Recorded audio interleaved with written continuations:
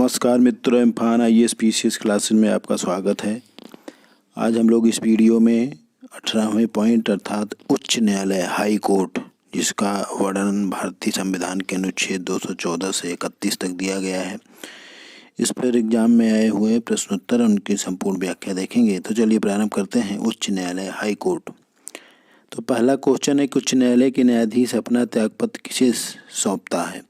तो पहला है मुख्यमंत्री, राज्यपाल, राष्ट्रपति, प्रधानमंत्री। तो किसी भी उच्च न्यायालय का जो मुख्य न्यायाधीश होता है या अन्य न्यायाधीश वो अपना त्यागपत्र राष्ट्रपति को सौंपते हैं। तो उच्च न्यायालय के न्यायाधीश अपना त्यागपत्र राष्ट्रपति को सौंपते हैं। उच्च न्यायालय के न्यायाधीश अपने पद पर 62 वर्ष तक रह सकता है। ये सभी क्वेश्चन है।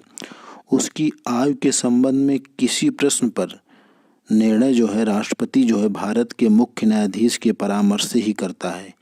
संसद की सिफारिश पर राष्ट्रपति उसे पद से हटा सकता है, क्योंकि जब संसद द्वारा विशेष बहुमत अर्थात इस प्रस्ताव को उस सदन की कुल सदस्यों के बहुमत का समर्थन और उस सदन में मौजूद और मतदान करने वाले सदस्यों के 2/3 का समर्थन ये मस्ट है, मिलना आवश्यक है। तो उसी आधार पर राष्ट्रपति संसद की सिफारिश पर हटा सकता है। तो उच्च न्यायालय के न्यायाधीश को सिद्ध कदाचार और अक्षमता 2 जैसे उच्चतम न्यायालय के न्यायाधीश को हटाया जाता है, वैसे ही इस 2 आधार पर उन्हें भी पद से हटाया जा सकता है। नेक्स्ट क्वेश्चन है कि राज्य के उच्च न्यायालय के अन्य न्यायाधीशों की नियुक्ति राष्ट्रपति किसकी सलाह पर करता है। तो ऑप्शन में राज्य के राज्यपाल भारत के मुख्य न्यायाधीश की सलाह पर, राज्य के राज्यपाल भारत के मुख्य न्यायाधीश और उच्च न्यायालय के मुख्य न्यायाधीश की सलाह पर। तो यही सही है। तो राज्य के अन्य मतलब उच्च न्यायालय के अन्य न्यायाधीशों की नियुक्ति के लिए उस राज्य का राज्यपाल, भारत के मुख्य न्यायाधीश और उच्च न्यायालय के मुख्य न्यायाधीश की सलाह पर राष्ट्रपति नियुक्ति करता है। लेकिन अगर राज्य के उच्च न्यायालय के मुख्य न्यायाधीश की नियुक्ति करना हो तो उसमें राज्य का राज्यपाल और भारत का मुख्य न्यायाधीश ही रहेगा। तो राज्य उच्च न्यायालय के न्यायाधीशों की नियुक्ति राष्ट्रपति द्वारा की जाती है। मुख्य न्यायाधीश की नियुक्ति राष्ट्रपति, राज्य के राज्यपाल और भारत के मुख्य न्यायाधीश के परामर्श से, जबकि उच्च न्यायालय के अन्य न्यायाधीशों की नियुक्ति राष्ट्रपति, राज्यपाल, भारत के मुख्य न्यायाधीश और संबंधित उच्च न्यायालय के मुख्य न्यायाधीश के परामर्श से करता है। 2 या 2 से अधिक राज्यों के उच्च न्यायालय में नियुक्ति में राष्ट्रपति संबंधित राज्यों के राज्यपाल से भी परामर्श करता है। नेक्स्ट क्वेश्चन है कि निम्नलिखित में से कौन सा सुमेलित नहीं है। तो पहला है ए है कि अनुच्छेद 214 राज्यों के लिए उच्च न्यायालय होगा, ये लिखा है, सही है। बी है कि अनुच्छेद 215 उच्च न्यायालयों का अपना अभिलेख न्यायालय, कोर्ट ऑफ रिकॉर्ड, तो ये भी सही है। सी है कि अनुच्छेद 216 उच्च न्यायालय के न्यायाधीशों की नियुक्ति और उसके पद की शर्तें, तो ये गलत है क्योंकि ये अनुच्छेद 217 में है। और डी है अनुच्छेद 217 उच्च न्यायालयों का गठन, तो ये गलत है क्योंकि 216 में उच्च न्यायालयों का गठन है और 217 में उच्च न्यायालय के न्यायाधीशों की नियुक्ति और उसके पद की शर्त है। तो सी और डी गलत है। तो यहाँ अनुच्छेद देख लेते हैं। तो अनुच्छेद 214 में राज्यों के लिए उच्च न्यायालय होगा। अनुच्छेद 215 में उच्च न्यायालय का अपना अभिलेख न्यायालय होगा। सी में अनुच्छेद 216 में उच्च न्यायालय का गठन का प्रावधान किया गया है। और अनुच्छेद 217 में उच्च न्यायालय के न्यायाधीशों की नियुक्ति और उसके पद की शर्तें हैं। अनुच्छेद 218 में उच्चतम न्यायालय से संबंधित कुछ उच्च न्यायालयों में कुछ प्रतिबंधों का उच्च न्यायालय को लागू होना है। और अनुच्छेद 219 उच्च न्यायालय के न्यायाधीशों द्वारा शपथ या प्रतिज्ञान है। और अनुच्छेद 220 स्थानीय न्यायाधीश रहने के पश्चात विधि व्यवसाय पर निर्बंधन का प्रावधान है। नेक्स्ट क्वेश्चन है कि उच्च न्यायालय में मुख्य न्यायाधीश के अतिरिक्त कितने अन्य न्यायाधीश होते हैं। तो ऑप्शन में 35, 25, 75, कोई निश्चित संख्या नहीं है। तो इसका सही है, कोई निश्चित संख्या का प्रावधान संविधान में नहीं है। तो प्रत्येक उच्च न्यायालय में एक मुख्य न्यायाधीश तथा इतने अन्य न्यायाधीश जितने आवश्यकता अनुसार समय समय पर राष्ट्रपति नियुक्त करता है होते हैं। अर्थात उच्च न्यायालय के न्यायाधीशों की कोई निश्चित संख्या के बारे में स्पष्ट बताया नहीं गया है। यह राष्ट्रपति के विवेक पर निर्भर करता है कि वहाँ कितने आवश्यकता है। नेक्स्ट क्वेश्चन है कि उच्च न्यायालय के न्यायाधीशों की योग्यता से संबंधित निम्नलिखित कथनों में कौन सा सही है। तो पहला, वह भारत का नागरिक होना चाहिए। दूसरा, उसे भारत के न्यायिक कार्य में 10 वर्ष का अनुभव हो। तीसरा, वह उच्च न्यायालयों में लगातार 10 वर्ष तक अधिवक्ता रहा हो। तो भारत के मतलब अर्थात राज्यों के जो उच्च न्यायालय के न्यायाधीशों की योग्यता के लिए तीनों शर्तें आवश्यक हैं, अर्थात 1, 2, 3 सही है।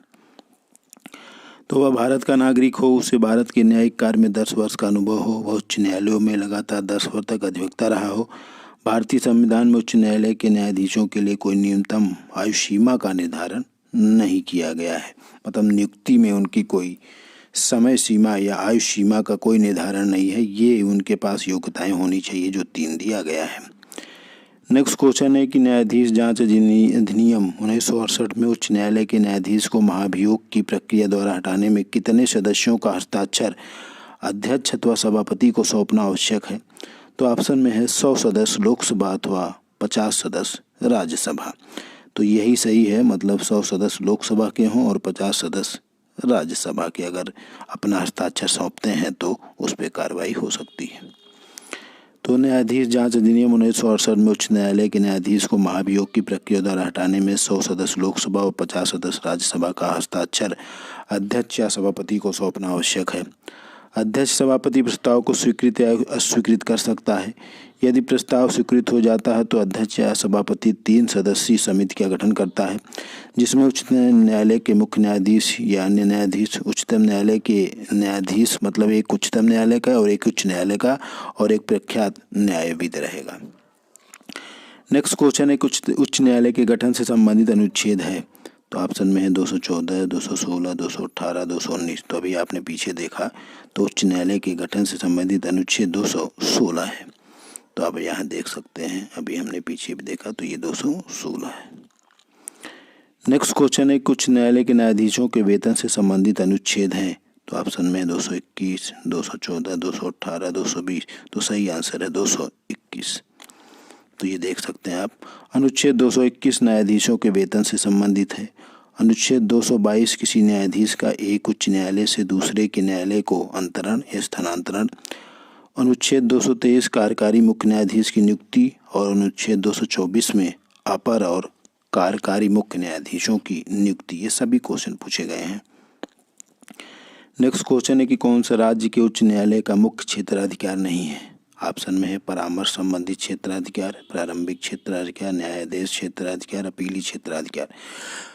तो देखिए, उच्चतम न्यायालय के न्यायाधीशों के जैसे उच्च न्यायालय के न्यायाधीशों को भी काफ़ी क्षेत्राधिकार, लगभग वही क्षेत्राधिकार है, लेकिन परामर्श संबंधी क्षेत्राधिकार केवल उच्चतम न्यायालय के न्यायाधीश को अनुच्छेद 143 के तहत प्राप्त है। जो राष्ट्रपति उच्चतम न्यायालय के न्यायाधीश से परामर्श करते हैं तो वो उच्च न्यायालय के न्यायाधीश से परामर्श नहीं करते हैं, अर्थात यह परामर्श संबंधी क्षेत्राधिकार उच्च न्यायालय को प्राप्त नहीं है।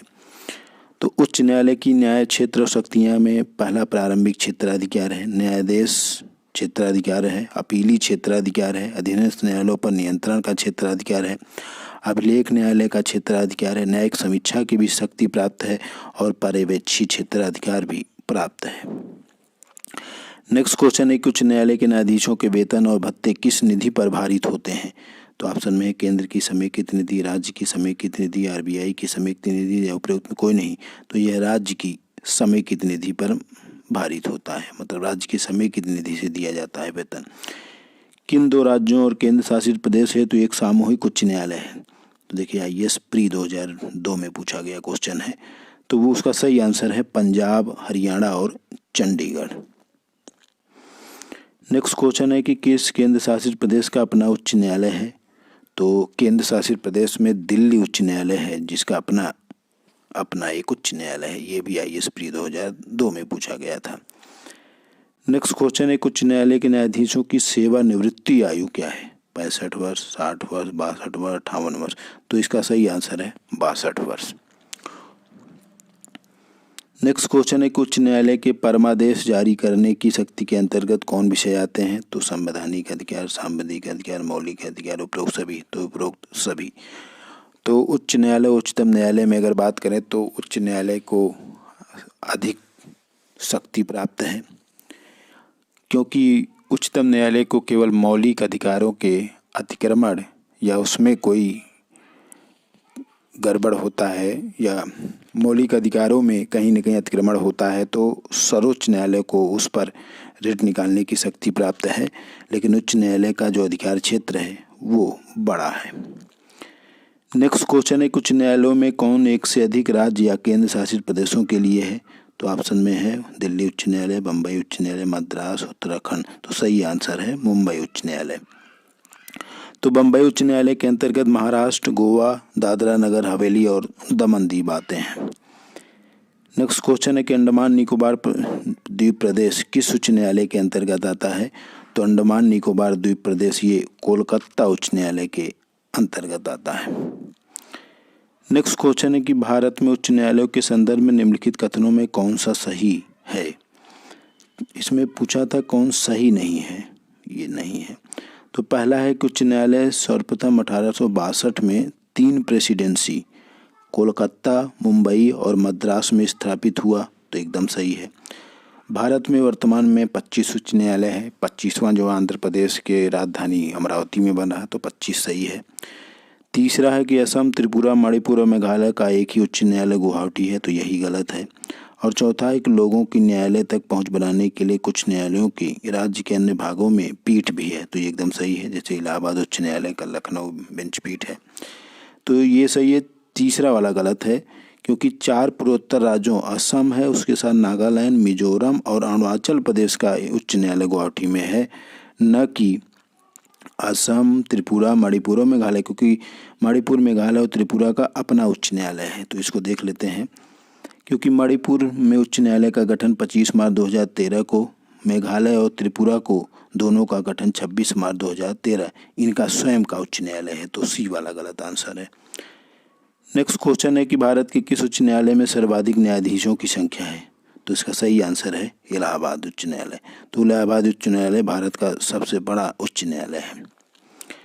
नेक्स्ट क्वेश्चन है कि भारत में चलित न्यायालय या मोबाइल कोर्ट का विचार किसने दिया था? ऑप्शन में है न्यायमूर्ति Bhagwati, doctor APJ Abdul Kalam, doctor Pranab Mukherjee, Shrimati Pratibha Patil. तो इसका जो विचार दिया था वो डॉक्टर APJ अब्दुल कलाम साहब ने दिया था।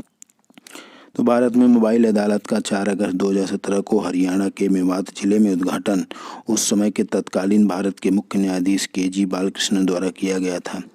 इस प्रकार के न्यायालयों की परिकल्पना सर्वप्रथम डॉक्टर APJ अब्दुल कलाम ने दिया था।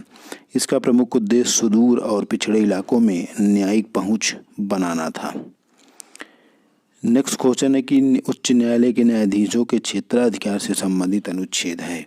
तो ऑप्शन में 224, 225, 226, 227। तो इसका सही आंसर है अनुच्छेद 225। नेक्स्ट क्वेश्चन है, उच्च न्यायालय के क्षेत्राधिकार को घटाने या बढ़ाने का अधिकार किसे प्राप्त है? संसद, राष्ट्रपति, राज्यपाल, मंत्रिपरिषद। तो ये संसद को प्राप्त है कि वो कानून बनाकर उसको बढ़ा या घटा सकता है।